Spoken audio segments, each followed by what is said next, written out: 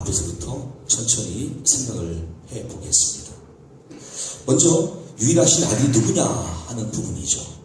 우리가 왜 그분을 믿고 고백해야 되는지. 성경은 두 군데에서 말씀하시기를 요한복음 3장 16절과 요한복음 17장 3절입니다. 하나님이 세상을 이처럼 사랑하사 독생자를 주셨으니 이는 그를 믿는 자마다 멸망하지 않고 영생을 얻게 하려 하시니라. 영생은 곧 유일하신 참 하나님과 그가 보내신 자 예수 그리스도를 아는 것입니다. 아멘. 그래서 유일하신 그 아들이 예수님이라는 사실을 알게 되었고 그분이 그리스도로 호칭받는 하나님의 아들이라는 사실도 알게 되었습니다. 자, 여기서 제가 지금 언급하는 설명 중에 안다는 표현이 있습니다. 단순히 지식으로 안다는 게 아니고 기독교에서 말씀하는 알은 인격과 인격의 만남입니다. 하나님의 인격과 나의 인격이 하나님 말씀을 통하여 만나는 것이요. 그렇게 해서 하나님을 안다라고 표현합니다. 때문에 믿음이라는 것은 성경 지식을 많이 갖고 있어서 좋은 게 아니고요.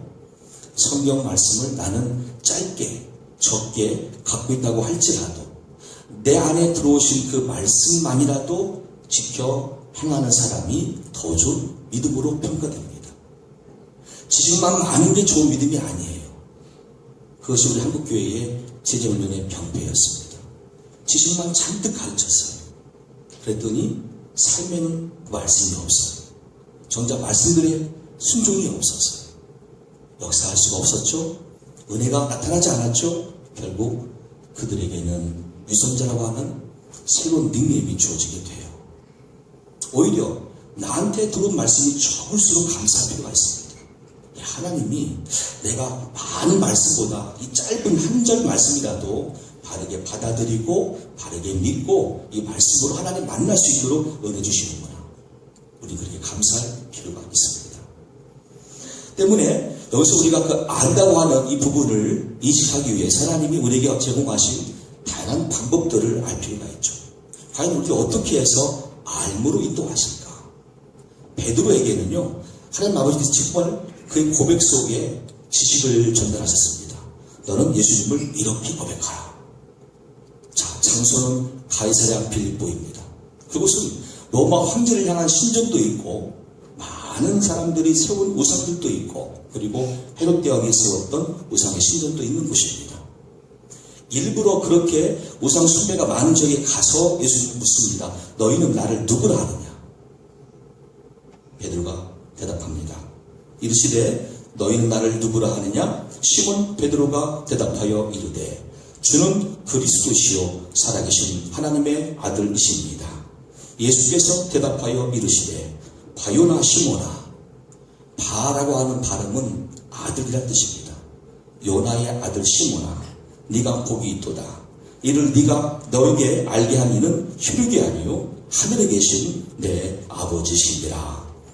아멘. 결국 우리가 하나님을 안다. 그 알에 있어서 가장 중요한 은혜는 원천적으로 하나님 아버지께로부터 임하는 지식의 은총입니다. 그 지식이 베드로에게 임했습니다. 베드로는 자기가 고백을 할 준비를 하지 않음에도 불구하고 하나님 아버지가 알려주신 정보대로 고백한 것 뿐이죠. 주는 그리스도시요 살아계신 하나님의 아들이십니다. 하지만 베드로는 정말 예수님을 주라고 부를 만큼의 삶은 아직 살지 못했습니다.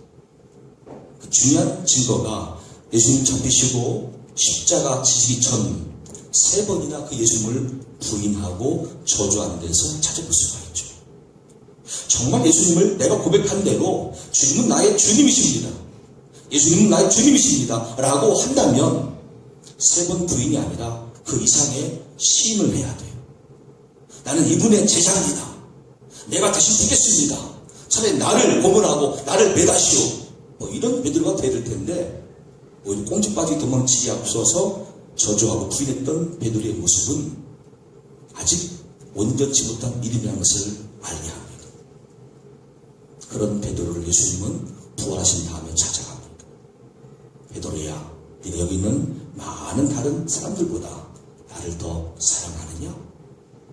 베드로야, 내가 너를 향하여 십자가에서 피 흘려 죽었던 그 사랑, 곧 아가페 사랑만큼 너도 나를 그 아가페로 사랑하느냐? 묻습니다. 베드로는 대답합니다. 주님 아시죠? 제가 주님을 사랑합니다. 근데 그 사랑은 아가페가 아니었어요. 필레오, 친구만큼의 우정이었어요. 지금 두 번째 묻습니다. 네가 나를 또 아가페로 사랑하느냐? 베드로는 여전히 말합니다. 주님, 제가 주님 사랑합니다. 근데 그 사랑 여전히 필레오에 머물러 있어요. 마지막 세 번째, 예수님은 시선을 낮추십니다. 베드로를 회복하게 수 있는 방법으로 스스로 낮아지십니다. 그리고 다시 묻습니다. 베드로야, 그럼 너는 나를 친구의 우정만큼은 사랑하느냐? 예, 주님 제가 사랑합니다. 주님이 나를 사랑하시고 내가 주님을 사랑하는 줄 주님이 아십니다. 그렇게 베드로를 회복시킨 다음에 명하신 것이 목양의 말씀이었죠.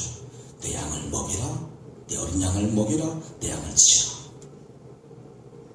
그때 비로소 베드로는 온전한 믿음의 사람으로 헌신하게 됩니다. 알미 이것입니다. 하나님에 의해서 지식이 나에게 와 있습니다. 예수님은 나의 주님이십니다. 나의 그리스도이십니다. 이 고백을 우리가 사도신경으로 매주마다 고백하며 알 수는 있습니다. 그런데 정말 예수님을 나의 주인된 모습으로 내가 살고 있는 종인지에 대해서는 나의 삶이 증거합니다. 대부분 아닐 겁니다. 도마도 그랬습니다. 자신이 부활하신 예수를 만나지 않았다는 것에 대해서 그런 주변 친구들에게 말합니다. 나는 믿지 못하겠어. 내가 그분을 정말로 봐야 될 것이고 손으로 만져서 확인해야만 될 것 같아. 그런 도마를 위해서 예수님은 또다시 나타나셨습니다.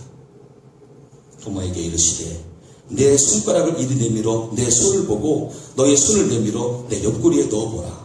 그리하여 믿음 없는 자가 되지 말고 믿는 자가 되라.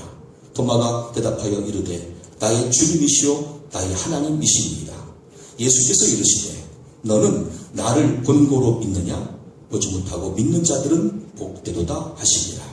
예수께서 제자들 앞에서 이 책에 기록되지 아니한 다른 표적도 많이 행하셨으나 오직 이것을 기록함은 너희로 예수께서 하나님의 아들 그리스도이심을 믿게 하려 하며 또 너희로 믿고 그 이름을 힘입어 생명을 얻게 하려 함이니라. 아멘. 요한복음 글에서 초신자들 읽으면 더 좋은 진리도이고요. 기존에 내가 예수님과의 관계 속에 혹시나 나태해졌다든지 방향성을 상실한 상태의 신자들이 다시 읽을 말씀으로 아주 최적합합니다. 많은 표적을 행했습니다. 다 생략했어요. 그리고 오직 핵심의 말씀을 가지고 다시 그 이름을 힘입고 능력 가운데 살며 영원한 생명이 이룰 수 있도록 인도하시는 말씀이 요한복음이에요. 그 이름을 힘입어 생명을 얻는 자가 된다. 다른 말로 하나님의 자녀가 된다는 뜻입니다. 그러기 위해서는 저와 여러분들에게 어떤 믿음이 필요하겠습니까? 예수님을 단순히 안다는 게 아니죠. 입술로만 고백이 아닙니다. 정말 예수님을 나의 주인으로 삼을 때 우리의 삶에 주인 되신 하나님의 은혜가 임할 줄로 믿습니다. 그 은혜가 이름을 힘입는 자의 역할과 삶이 될 것이죠. 이제 이를 위해서 우리가 방법을 배우게 됐습니다. 도대체 어떻게 내가 하나님을 바르게 알고 바르게 순종하는 삶으로 믿음을 인정받을 수 있을까? 다음 이 사람처럼 하시면 됩니다. 고넬료가 초대한 가족, 친구들의 모습입니다. 사실 고넬료는 로마 사람입니다. 로마의 장교입니다. 그 휘하에는 100명의 병사들을 명령하고 다스릴 수 있는 권한이 주어져 있습니다. 그래서 백부장이라 불립니다. 로마의 장교 고넬료 백부장이 로마가 지배한 영토 가운데 이스라엘 땅에 부임을 해왔습니다. 그랬더니 이스라엘 사람들이 한결같이 안식일을 따로 지키면서 그들의 신을 예배하는 것을 보게 됩니다. 야, 너희가 믿는 신이 누구냐? 예, 여호와 하나님이십니다. 야훼 하나님이십니다. 그분은 어떤 분이시냐? 그들은 말로 설명합니다. 예, 그분은 말씀으로 천지와 우주를 창조하신 분이십니다. 그분은 사람을 흙으로 빚은 다음에 그 코에 생기를 불어넣어서 산 영이 되게 하신 하나님이십니다.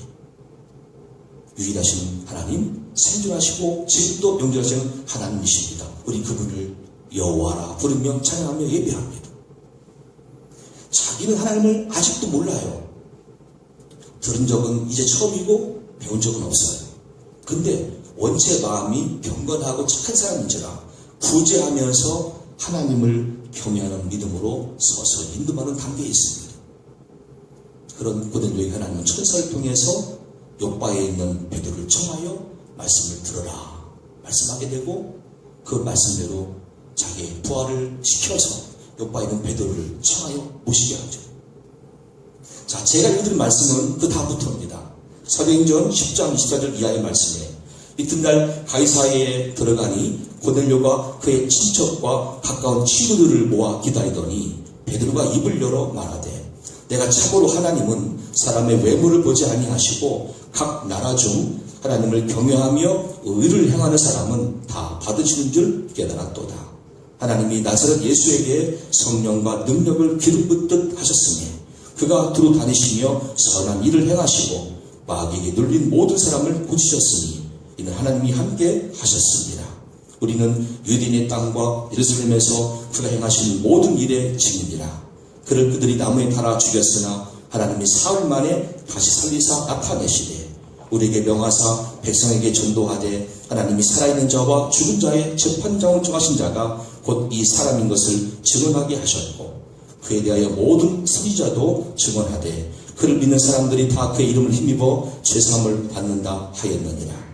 베드로가 이 말을 할 때에 성령이 말씀 듣는 모든 사람에게 내려오시니 베드로와 함께 온 할례받은 신자들이 이방인들에게도 성령 부어 주심으로 말미암아 놀라니 이는 방언을 말하며 하나님 높임을 들음이러라. 아멘. 고넬료야 자신이 원래 그런 마음이에요.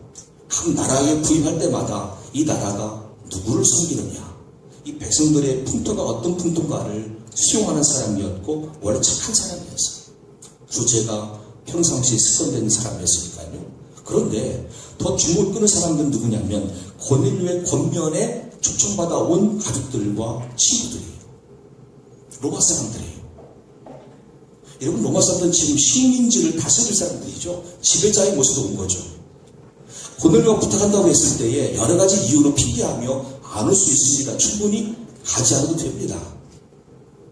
그런데 고넬료의 부탁 속에 무엇을 느꼈냐면 고넬료가 찾고자 하는 하나님, 그분이 정말로 계시는 신이라고 한다면 우리도 알 필요가 있다는 것이죠. 그러니 베드로한 사람을 통해서 하시는 말씀만 우리가 간절히 사모하는 마음으로 들어보자. 결코 손해볼 게 없겠구나 했던 것입니다. 본인은 말했습니다. 여러분, 내가 모셔오는 베드로는 마술을 쇼하는 사람이 아닙니다. 베드로는 가수가 아닙니다. 그분에게 그걸 기대하지 마십시오. 다만 그분을 통하여 하나님께서 우리에게 어떻게 말씀하시는지, 그래서 하나님을 알게 하시고 그 유일하신 아들 예수님을 알게 하시는지 이 부분을 집중해 들어주십시오. 나는 이런 부탁을 합니다. 아마 이랬을 것입니다. 그런데 그 자리에 성령이 임하시고 곧 하나님을 인격적으로 만나게 된 거예요.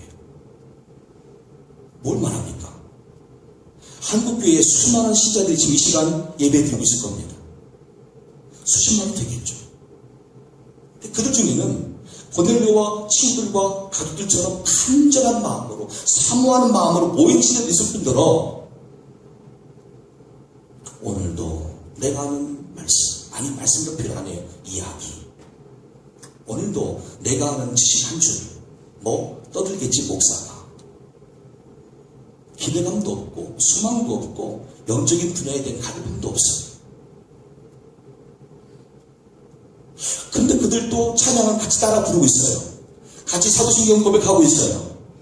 그럼 여러분, 하나님 아버지 입장에서 누가 믿는 자입니까? 고넬료와 친구들과 가족들은 이제 초신자예요. 아니, 처음 이제 말씀을 접하는 사람들이에요.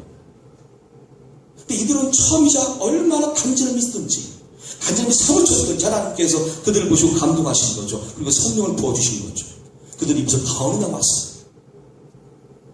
또 하나님 찬양해요. 야훼 하나님 찬양합니다. 우리 이방인들에게 성령 부어주셨습니다. 하나님을 알게 해주셨습니다. 하나님 감사합니다. 지금 그런 광경이에요. 반대로 하나님 말씀에 대한 가치와 말씀을 전한 증인들의 고백을 무관심한 상태로, 아니 아예 낮춰본 사람들은 끝내 실패하게 됩니다. 아테네 시민들을 향하여 드린 말씀입니다. 사도행전 17장 말씀 보시면 바울이 그리스의 수도 아테네에서 복음을 전하죠. 근데 그들은 실패자가 되고 말아요. 바울이 아덴에서 그들을 기다리다가 그 성에 우상이 가득한 것을 보고 마음이 격분하여 회당에서는 유대인과 경건한 사람들과 또 장터에서는 날마다 만나는 사람들과 변론하니 어떤 에피쿠르스와 스토아 철학자들도 바울과 쟁론할세. 어떤 사람은 이르되 이 말쟁이가 무슨 말을 하고자 하느냐 하고, 어떤 사람은 이르되 이방 신들을 전하는 사람인가 보다 하니 이는 바울이 예수와 부활을 전하기 때문이로라. 그들이 죽은 자의 부활을 듣고 어떤 사람은 조롱도 하고 어떤 사람은 이 일에 대하여 너의 말을 다시 듣겠다 하니 이에 바울이 그들 가운데서 떠나매. 아멘. 말씀을 전한 사역자가 기쁜 마음으로 말씀을 전할 수 있는 환경은 고넬료 집안이었죠. 거기들이 다 준비된 마음이었어요. 베드로여 어서 오십시오. 우리가 기다리고 있었어요. 심지어 부장님 막 절까지 했어요.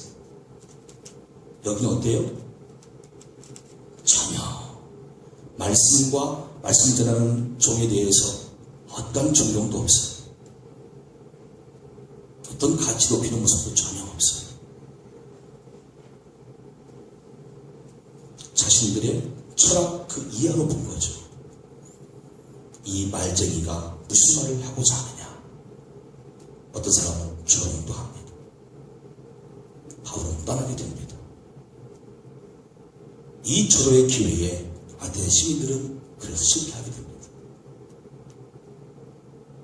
우리가 하나님을 바르게 알고 바르게 만나서 그분 안에 거하는 온전한 믿음의 사람이 되기 위해서는 요한복음 말씀대로 하나님 말씀을 향한 간절함과 사모함이 우선이 되어야 됩니다. 내 마음 중심에서부터.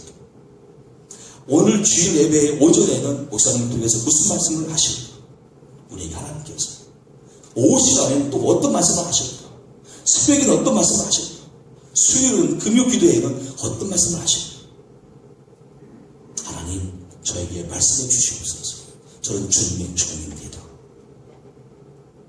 이런 간절함과 사모함이 있으면 언제나 그 사람 하나님 앞에서 믿는 자로 인정받습니다. 그리고 그에게 하나님 항상 성령으로 임재하사 말씀하시고 은혜와 평강을 덧입혀 주실 것입니다. 근데 이것은 대부분의 경우가 아니에요. 대부분 그렇게 안 살아요. 그죠? 그냥 바쁘게 살다 보니까 오늘이 주일도 모르고 오늘 예배드린 날도 모르고 누가 권면해서 누가 전화해서 누가 알려주니까 비록 생각난 모습으로 그냥 급하게 와서 아무 생각 없이 말씀 듣는 것도 아니고 그냥 앉아있다 떠나는 모습. 과연 그 모습이 믿는 모습입니까? 종의 모습일까요? 아닐 거예요. 주인 되신 하나님 앞에서 종은 절대로 그럴 수가 없어요.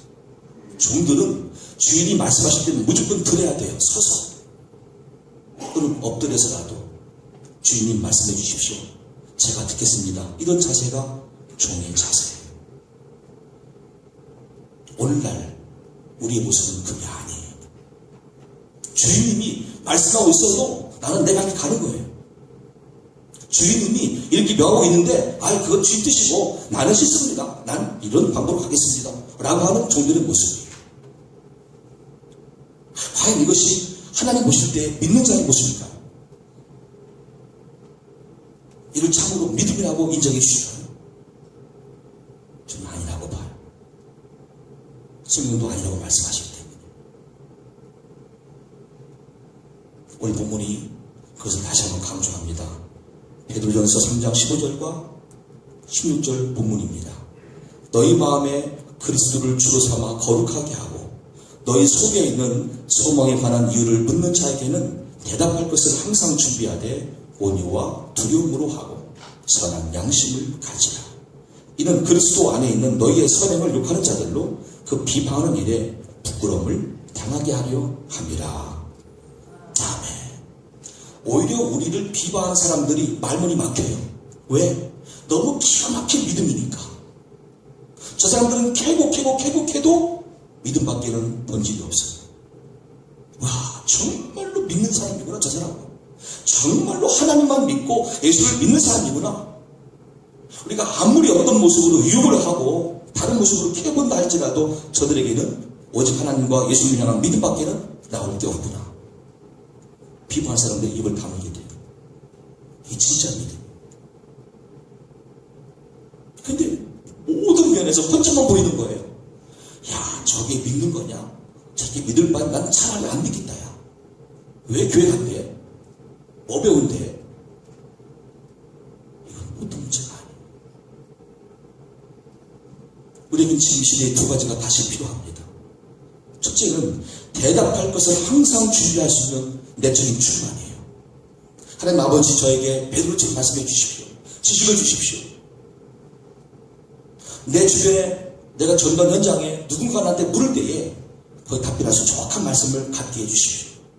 하는 간절함이 있어야 돼요. 예를 들면 이런 질문이 있습니다. 불신자의 가정에는 자녀손 대대로 저주가 있습니까? 불신자의 가정에는 가게에 흐르는 저주가 있습니까? 성경적인 답은 이렇습니다. 예. 불신자의 가정에는 그렇습니다. 당신이 예수를 믿지 않으면 언제까지나 저주는 당신 가정에 있습니다. 이게 성경에 나와 있어요. 그런데 당신이 지금 회개하고 예수님을 주와 그리스도로 믿는다면 바뀝니다. 그 말씀이 로마서 8장 1절과 2절에 있습니다. 여러분 다 보이십니까? 로마서 8장 1절과 2절 말씀, 이 아래 하단에 있는 말씀 함께 했습니다. 그러므로 이제 그리스도 예수 안에 있는 자에게는 결코 정죄함이 없나니 이는 그리스도 예수 안에 있는 생명의 성령의 법이 죄와 사망의 법에서 너를 해방하였으리라. 아멘. 믿는 순간 저주는 끝나요. 믿는 순간 사탄은 더 이상 우리를 더 이상 정죄할 수가 없어요. 근데 이 믿음이라는 것은 진짜 믿는 거예요.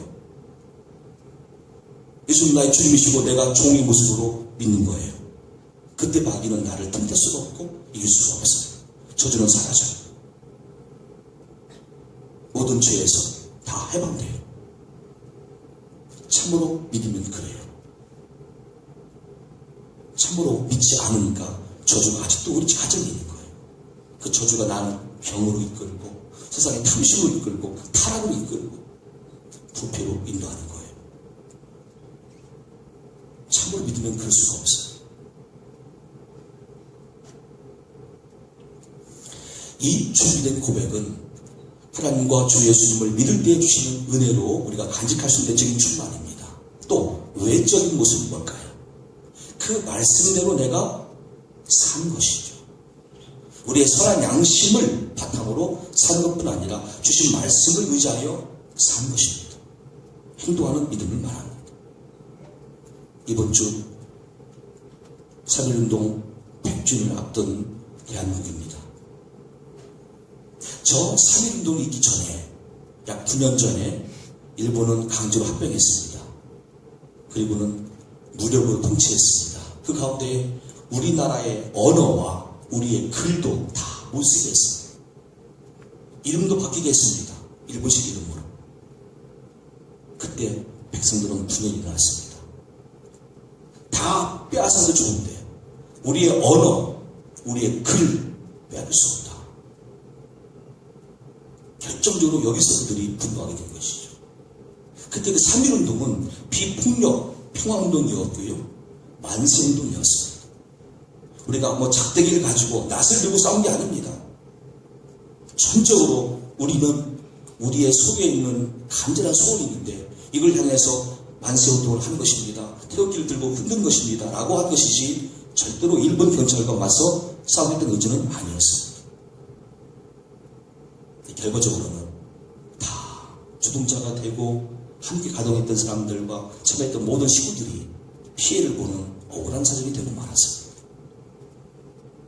그때 그 3.1운동에 중심적인 자리에 섰던 사람은 누구냐면 기독교인들이었습니다. 민족 대표로 서는 사람 중에 반, 50%가 감옥에 수감되어진 분들의 50% 이상이 다 기독교인들이었습니다. 그들은 그냥 예배당에서 기도하고 있어도 됩니다. 나라와 민족을 위해서. 근데 무엇이 그들을 현장으로 이끌었을까요? 무엇이 그들을 죽음 앞에 조금 더 부끄러움과 주저없이 그냥 나의 목숨을 대신할 만큼 내가 이 나라를 사랑하고 민족을 사랑하고 이 땅에 도래하실 주의 나라를 위한 거룩한 그 행사에 참여케 했습니다. 행동하는 믿음, 순종하는 믿음. 우리 이 단어에서 답을 찾습니다. 유가순 열사는 17살 나이에 서울 이화학당에서 공부 도중에 만세 시운동이 있대. 소식을 접하고 현장에 들어갔다가 한 달 만에 자기 고향에 내려와서 아운의 장터에 있던 호서지방 장날에 모인 2만 7천 명 그들을 만세 시대로 변화시킨 인물이죠. 어린 소녀예요.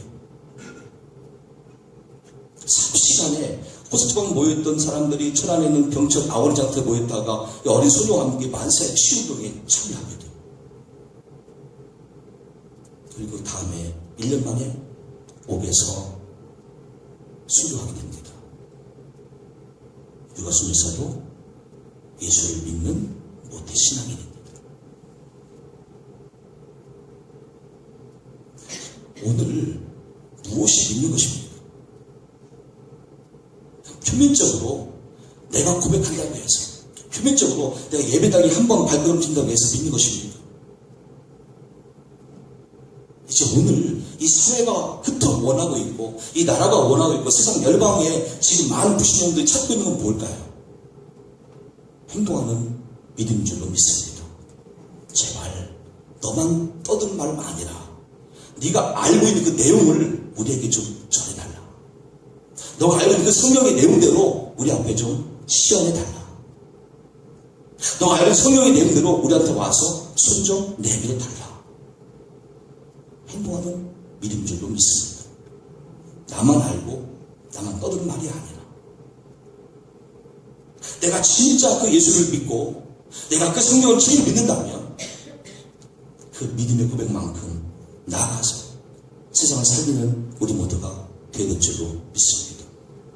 이게 행동하는 믿음이에요. 예수님이 그래서 오셨어요. 행동하는 믿음 때문에 성령으로 잉태하사 동정녀 마리아의 몸속에서 태어나셨어요. 그리고 예수님은 우리에게 천국 복음을 전해주셨고 진정한 자유의 기쁨을 진리를 알지니 진리가 너희를 자유롭게 하리라 하신 말씀을 전해하셨고 그리고 우리 모두를 죄사함을 인도하시기 위해서 십자가에서 피 흘려 죽으신 우리의 구원자가 되신 거예요. 또 죽은 지 4일 만에 부활하사 말씀대로 믿는 자에게 주실 부활도 실제라는 사실을 알게 하셨고 지금 승천하신 이후에 우리 믿는 자들 뿐 아니라 이 땅의 모든 부신 영혼들 향해서 중보하시는 기도의 자리에 계신 예수님이세요. 그분은 행동하는 믿음이었어요. 순종하는 믿음이었어요. 그리고 언젠가 아버지께서 아들에게 말씀하실 겁니다. 아들아, 가라. 그때가 언제인지 모르기 때문에 우리는 항상 깨어 주님 오실 때 천사들에 의해서 불려질 수 있는 이름 가운데 나와 여러분들의 이름이 있기를 지금 소망하며 살고 있는 거예요. 천사들이 주님과 함께 내립니다. 공중에서 나팔소리와 함께 구원받을 자들 이름을 호명합니다. 그 불려지는 이름 가운데 저와 여러분들이 반드시 있기를 간절히 축원합니다. 아무개 하는데 나는 들 수도 없고 듣지도 못해. 왜? 영적으로 잠자있어. 부시 상태에 있습니다. 듣다 보니까 이미 다 판 올라가 있어요. 그때 어쩌십니까? 내 가족 가운데 누구는 올라가 있는데 난 남아있어요. 내가 탄 차 안에 누구는 올라갔는데 난 남아있어요. 이 끔찍한 일을 상상만 해도 얼마나 안타까워서 뿐인지 아십니까? 내 사랑하는 가족들인데 다 들림받아야 되는데 누구는 양절이고 누구는 올라가요. 앞으로 그 일이 곧 있을 겁니다. 이제 우리는 현실 속에서도 고백할 뿐더러 현실 가운데도 보여주는 믿음으로까지 우리 믿음이 자랄 수 있도록 히브리서 11장 33절 이하의 말씀을 다시 주목할 필요가 있습니다. 내용상에는 끔찍한 표현도 있어요. 여러분 이해하고 들어주십시오.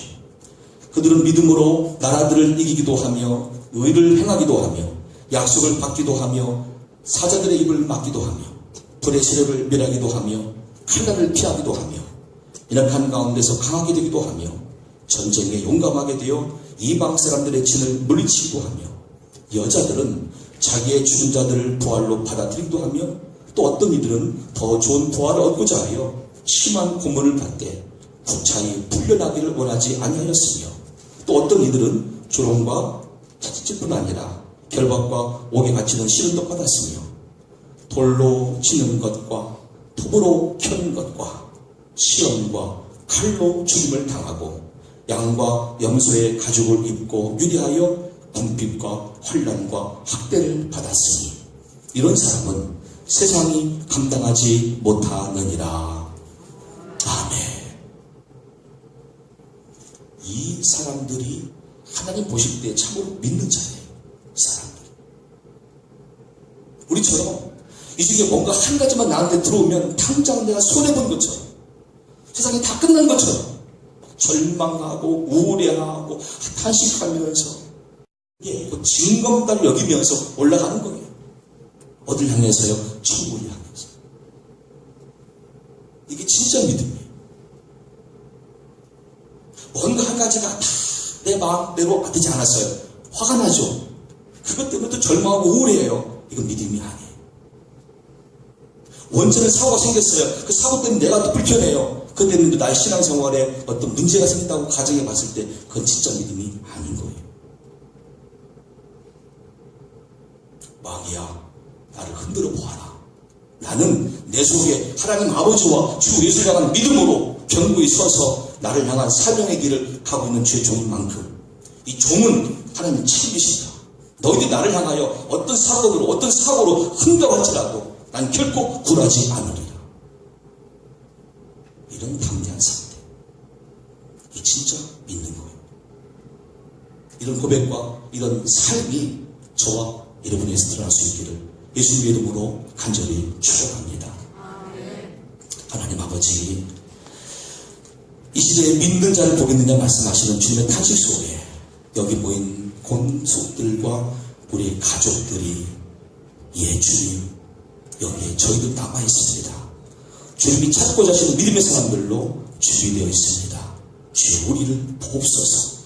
고백할 수 있는 주의 종들이 되게 도와주시고 종의 길을 걸 수 있는 믿음을 더하여 주시옵소서.